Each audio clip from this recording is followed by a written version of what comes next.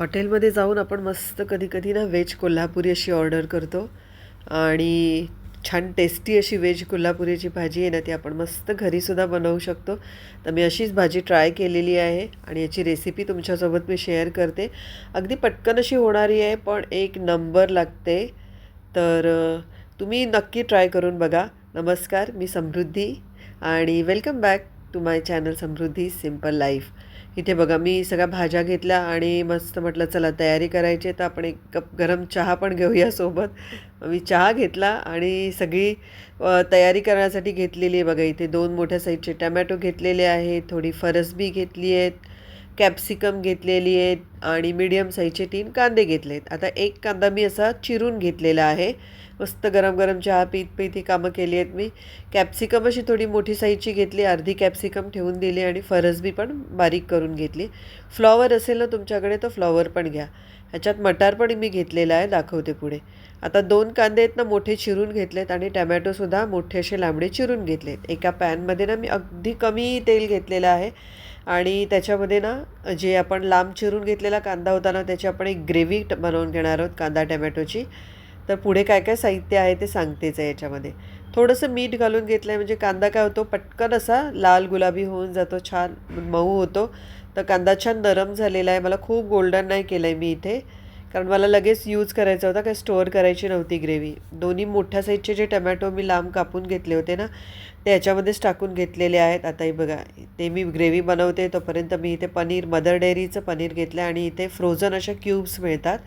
तर त्या मी थोडा वेळ अशा बाहेर बाजूला काढून ठेवल्या होत्या म्हणजे थोड्या नॉर्मल टेम्परेचरला येतील. तर क्यूब्समध्येच आलेल्या होत्या, मग त्या तशाच मी फ्राय करून घेतल्या. सॉरी, आता बघा इथे वाटाणा पण मटर पण आहे ना तो फ्रोझन घेतलेला आहे. तोपर्यंत ही बघा आपली ग्रेव्हीसाठीची तयारी जी आहे, मसाला बनवतो आहे आपण. ह्याच्यामध्ये थोड्या एक 8-7-8 लसणाच्या पाकळ्या घेतल्यात मी, मोठ्या साईजच्या 2 इंच आलं घेतले, त्याचे बारीक तुकडे करून घेतलेले आहेत आणि छान हे मस्त नरम करून घ्यायचं आहे की आपलं हे बाजूला ठेवून थंड करायचं आणि मग ह्याची मिक्सरला लावून आपण एक पेस्ट बनवून घेणार आहोत. आणि हीच खरी ग्रेव्ही आहे.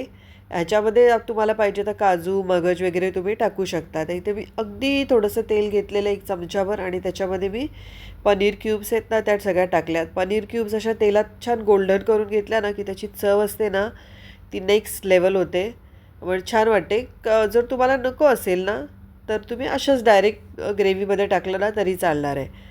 आता ह्याच्यामध्ये मी पनीर बाजूला काढून ठेवलं आहे आणि ओला वाटाणा होता तो टाकलेला आहे, फ्रोझन कांदा टाकलेला आहे, फरसबी टाकली आणि कॅप्सिकम हे सगळं थोडंसं परतून घेतलं आहे. ह्याच टाईममध्ये तुम्ही फ्लॉवर असेल ना तर बारीक बारीक तुकडे करून तेही ॲड करून घेऊ शकता. आता याच पॅनमध्ये मी काय केलं आहे, जे आपण थंड केला होता ना मसाला कांदा टमॅटो आलं लसूणचा परतवलेला, त्याची ग्रेव्ही बनवून घेतली आहे. ते ऑलरेडी आपण छान भाजून घेतलेलं होतं. आता पुन्हा थोड्याशा तेलात ना एक खडे मसाले टाकायला विसरू नका, मी विसरली आहे इथे ॲक्च्युली. थोडंसं मीठ टाकलं आहे ह्या ग्रेव्हीमध्ये, हळद टाकली आहे आणि घरचाच बनवलेला गरम मसाला आहे. मी त्याची रेसिपी शेअर केली, एक नंबर मसाला आहे. तो मसाला मी 1-2.5 चमचे टाकले, एकदम छोटंसं स्पून आहे बघा, त्याच्याने थोडं टाकलं ना तरी भरपूर अगदी छान होतो तो. आणि इथे मी 2.5 चमचे तिखट मसाला टाकलेला आहे. तर मसाला जो आहे ना तुमच्या चवीप्रमाणे तुम्ही ॲडजस्ट करू शकता, अजून जास्त हवा आहे तर जास्त घ्या. आणि काश्मीरी मिर्च टाकली ना पावडर तर थोडंसं रंग अजून डार्क रेड कलर येईल, तर माझ्याकडे नव्हती काश्मीरी मिर्च म्हणून मी नाही टाकली. आता हे आपले मसाले टाकून झाले की छान परतवून घ्यायचं आहे. परतवून घ्यायचं म्हणजे जितकं जास्त आपण छान त्याला भाजून घेतो ना मसाल्याला तेवढी भाजी एक नंबर होते. थोडंसं ग्रेव्हीप्रमाणे मीठ अजून मी टाकलं, ॲडजस्ट करून घेतलं आहे आणि याच्यामध्ये मी 1-1.5 कप पाणी टाकून घेणार आहे. आता ही सुद्धा ग्रेव्ही तुम्हाला कशाबरोबर खायची आहे ना, चपातीबरोबर रोटीबरोबर त्याप्रमाणे तुम्ही ॲडजस्ट करून घ्या. ग्रेव्ही छान मस्त शिजवून झाली आहे. मग त्याच्यामध्ये मी ज्या आपल्या भाज्या होत्या ना त्या भाज्या टाकल्यात. आता ह्या भाज्यांमध्ये आपण पनीर टाकणार नाही आहोत, कारण पनीर एकदम लास्टला टाकलं जातं. पनीरची चव अशी पटकन छान ग्रेव्हीमध्ये उतरते. आधी ह्या भाज्या आपल्याला छान शिजवून घ्यायच्या आहेत. आपण आधी हलक्याच परतवून अशा घेतल्या होत्या, त्या शिजतात लगेचच, कारण की अगदी छोट्या छोट्याशा भाज्या असतात ना त्या त्या ग्रेव्हीला एक छान उकळी आली, भाज्या शिजलेला टेस्ट करून बघा आणि मग त्याच्यानंतर त्याच्यामध्ये पनीर टाका. पनीर टाकलं की काही जास्त वेळ आपल्याला ते ग्रेव्ही हे करायची नाही आहे. थोडंसं पाणी वाटत असेल तर ॲडजस्ट करा आणि एक उकळी आली की भाजी तुमची मस्त तयार आहे. व्हेज कोल्हापुरी आहे ही आणि एक नंबर लागते. हॉटेल धाबा तुम्ही सगळं विसरून जाल आणि घरीच बनवाल. ह्याच्यामध्ये मी थोडीशी क्रीम टाकलेली आहे. क्रीम असेल तर टाका घरगुती तुमच्याकडे, नसेल तर मी एरवी कधी केली तर नाही टाकत. आज होती म्हणून टाकलेली आहे. त्याच्यात थोडीशी क्रीम टाकली, छान क्रीमीनेस येतो. आणि मस्त याच्याबरोबर मी नान बनवले होते गव्हाचे, आणि गहू आणि मैदा असं थोडं मिक्स करून बनवले होते. त्याच्यावर वरून थोडीशी कलोजी लावलेली आहे बघा. एकदम मस्त नान झाले होते या रोटीबरोबर. मुलांना खूप आवडलं. तर तुम्हीसुद्धा असं एकदा ट्राय करून बघा. ही रेसिपी अगदी सिंपल आहे आणि जास्त काही तामझाम प्रिपरेशनची गरज नाही, आणि शक्यतो या भाज्या आपल्या घरी अवेलेबल असतात. पनीर पण आपण आणून ठेवतो फ्रीजमध्ये फ्रोझन असं. तर एकदा नक्की ट्राय करून बघा. तुम्हाला आवडले तर नक्की मेसेज करून म्हणजे कमेंट करून सांगा.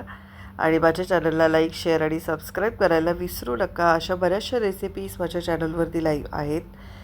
मी शेअर केलेल्या आहेत. स्वीट्सच्या रेसिपी आहेत, लड्डूच्या रेसिपी, पराठाच्या रेसिपी. तर एकदा माझे चॅनल प्लीज सबस्क्राईब करा.